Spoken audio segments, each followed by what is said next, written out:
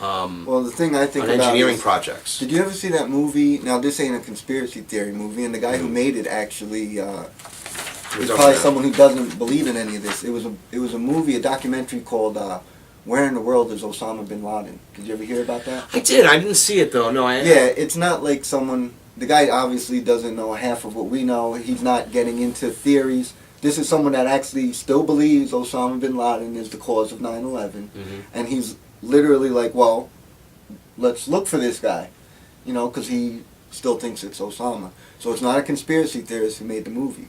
But the thing that I took away from watching the movie is he goes around to all the places, and Saudi Arabia is one of them. And it was by far the most oppressive and scary place out of all of them. You would see, he goes into a classroom, and there was literally, police and security people there watching. They only allowed 2 students to even talk to him. And when he would ask them certain questions, anything political or an opinion, they literally were just so scared, these students, they were just like, I can't.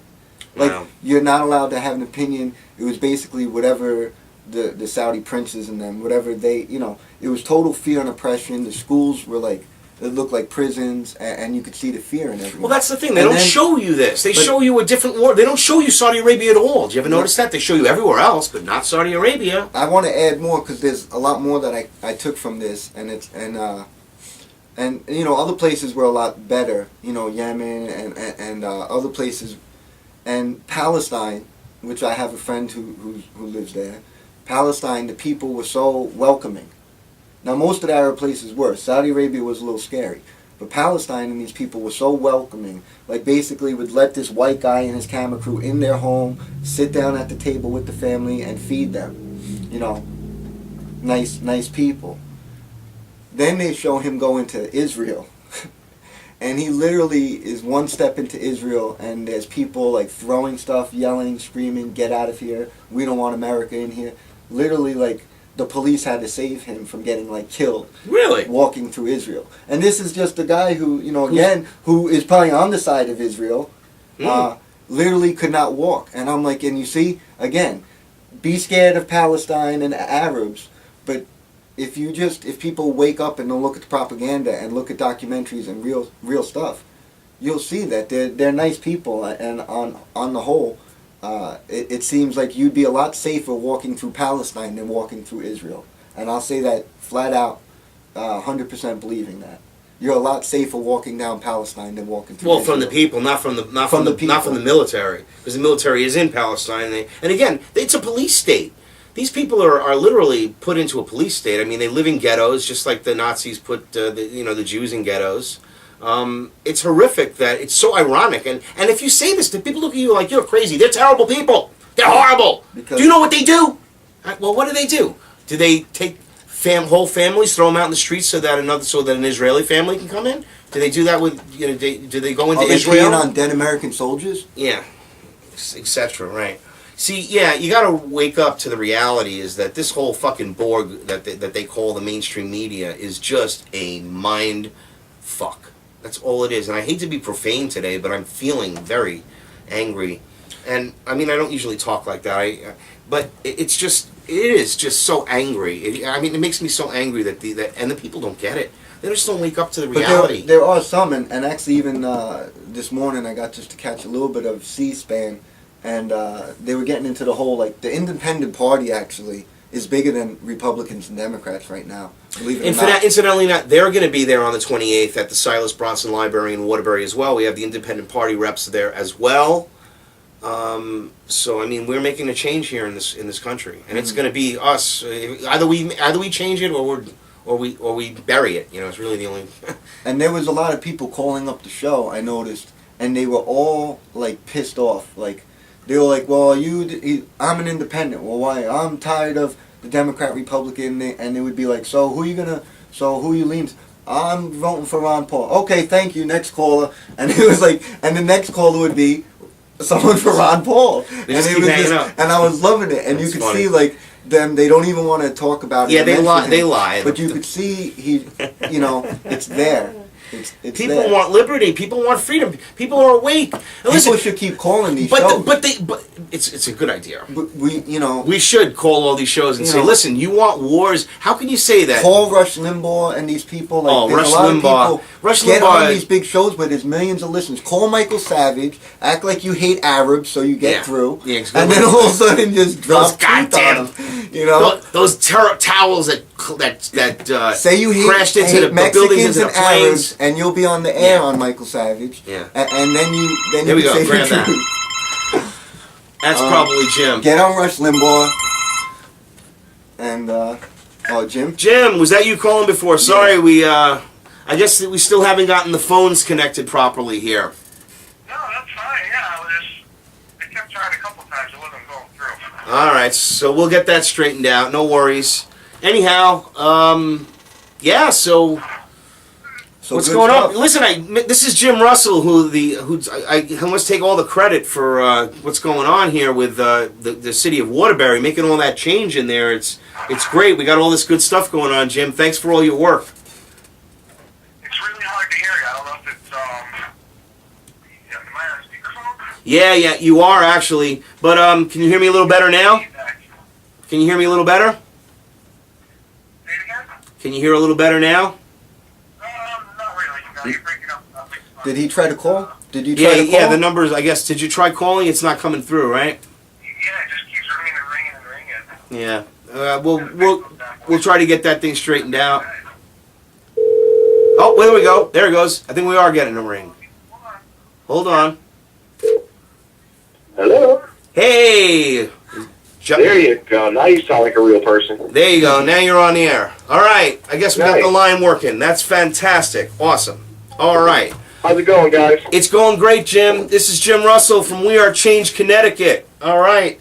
We're making so much progress. I can't even begin to tell you how. First of all, you just did such a great job getting all these things set up with the alderman and the mayor of Waterbury to come down to our Agenda 21 meeting. It's just amazing. I'm hoping they do. Yeah. I'm hoping they do. I was able to target both of them in the same place. At the town hall, right? I invited them both personally, face to face. So we'll see what happens with that. And I also sent a letter to each one of the aldermen and women. And I actually am going to be talking to an alderman today, personally. He's a new alderman, just got elected, young blood, and he's a young guy, so he should have some kind of a open mind. I'm hoping with an open mind, instead of this old school indoctrination that these older people are into. Not cracking on the older people, but unfortunately, the older age are more indoctrinated into don't worry about it. All you do is vote, and that's it. Right. But so I'm hoping I get a hold of him, and we're going to talk a little bit, see if how I can pursue this a little bit more within the city. The only problem with this is it's a state mandate, so this is a state law, Right. and that's the problem. So we have to get all the towns to want to do this. So we have to get our city elected officials into our legislature and telling them they don't want it either, and that's how we're going to have to try to do it. So I'm hoping it works out, and everybody in each one of their towns, especially if you guys live in Connecticut, like I said, this is a state law. This has nothing to do about your town laws anymore. This is a state law, so we can all get in on this situation together. Great. But I thought it was going to be a state. I thought it was going to be a city thing. I thought it was a city law. So did I. I thought we had to go. I thought we talked about having to go city to city to do this.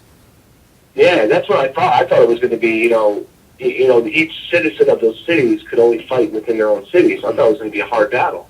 Wow. But now that I found out this is a state matter, this is a state mandated law. It's actually on books. It's a state mandated law, but not every town has fluoride. That's really weird.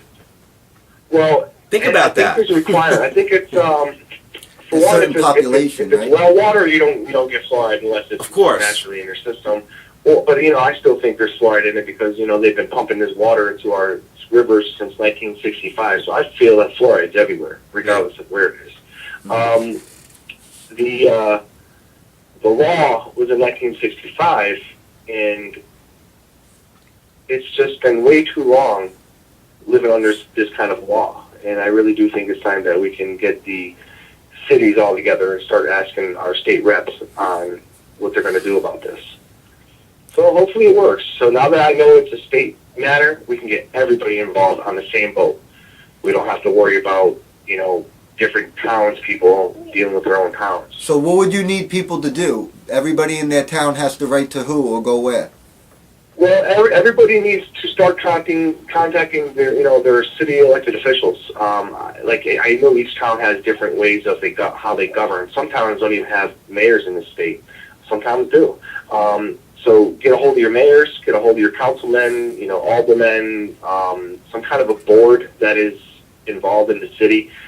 Also, what we're going to start doing is we're going to start targeting the kind of like women kind of groups, children and women kind of, groups for like schools, stuff like that. Uh-huh. That's another good thing because, you really need to get these women on your side because, they do have a lot of power. And once you tell a woman that, your kid's being poisoned by water without your decision, they're going to start noticing that. And they're going to start fighting it. So we got to get into them. But like I said, this is a state matter, so what they need to start also doing is getting a hold of your state representatives. I know what district you live in, get a hold of your state representatives and start fighting this with them. I'm also contacting our state rep. I've talked to him on numerous occasions. Yeah, I know. My state rep is my neighbor. Michelle Cook. So it's funny She lives because right when around I the talked corner. to the state rep, I actually found out that he didn't know the history of Waterbury and he didn't know the law of the state. Well, Because why, you'd I expect talked to him that. about fluoride, and he should have told me it was already a law, and he didn't. He didn't even know. He didn't know there was a law because he never mentioned a law to me. Yeah. Because he should have just said, Hello? "Oh, it's a law," so he never said anything like that. He told me to go contact our aldermen. Oh, actually, we're on the air on another contact our phone aldermen, line and they right tell now. me that no, it's a state But law. that's good. That's how I found out it was a state law. I talked to my alderman. Yeah. And he was like, no, it's a state law. We're mandated Yeah. by the state to do this. I'm like, what? And they're like, who told you to come to the alderman? I go, my representative. And he was like, Because yeah, we got a figures caller they on the would've air said right that. now, actually. It should, So, even our aldermen know, but our state reps are unrepresenting it's the same representatives. number, sir. Yes. So it's just 772-905. So what's going on tomorrow at the library? He's on the phone 10:30 right now, tomorrow, but right? What's it? I can give Yeah, you. I can 10:30 actually. tomorrow afternoon, tomorrow morning. We're He's just gonna having get- our regular meeting because we haven't had a meeting since, around Yeah, it's been a while. October maybe. Oh. Yeah. Like Oh, cool. around these, Oh, maybe hold on. around Halloweenish. So we're pretty much meeting to get Okay. together, get back on square one, get everybody in the, sitting down, just getting back to the mingle, getting back to talking. Hello. And we're also going to Hello. discuss a couple things because, like I said, we have this thing on the 28th. It's getting bigger and bigger Yeah. every day. Hello. And I actually was confirmed as yesterday that we are going to have oath keepers there. Lost him. Yeah, we're I'm gonna have excited some oath about keeper that. representatives. Yeah. I can't wait. I'll be And, there tomorrow. And definitely on the tomorrow, 28th. so we're just going to hang out and just bull crap, get the info out and let everybody know how we're going to start the year because we need to get everybody back on course. Yeah, everyone's got to move. I eh? actually talked to a lot of people. A lot of the members are still down to get involved. So I'm hoping that momentum stays and keeps going throughout the year because I actually am getting a hold of Rob Paul in his campaign, Nice. and I'm trying to get some kind of volunteering thing with the group. Yeah. Because we really need to because we have a good group that loves loves the philosophy of Ron Paul. Yes. So far, we'll see what happens if he ever did become president. Because so far, every president that has talked the talk never walks the walk afterwards. That's But the problem, the the Ron deception. Paul, But there's always a history of walking the potential for walk, so- deception. What was that? I said there's always the potential for deception. You just have to, you have to tread lightly but cautiously. But at the same time, let's face it. I mean, you look at the person's record, and you can't really deny their record. He has a 30-year track Yeah, he's record. got like 30 years of doing Following what he the said he's going to do. Constitution. So. Yeah. I just want him to follow. That's the whole thing. This whole unconstitutional nonsense going on is, all of these laws to take away our liberties in the name of security and protecting us from terrorism. As we go into the second hour, because we'll be taking a break in about 8 minutes, we're going to be going over the news about the brewing World War III and all of these false flag events that they're planning, and going up to this whole thing that it's all about terrorism, and the threat in America, turning America into a battleground, an undefined war against an undefined enemy. That's a prescription for tyranny and disaster. So. Well, I don't even think it's a description. It's plain out is. Oh, it This is is. straight tyranny. Well, we're under straight tyranny. Obviously, that's why they keep Yep. trying to shut us up.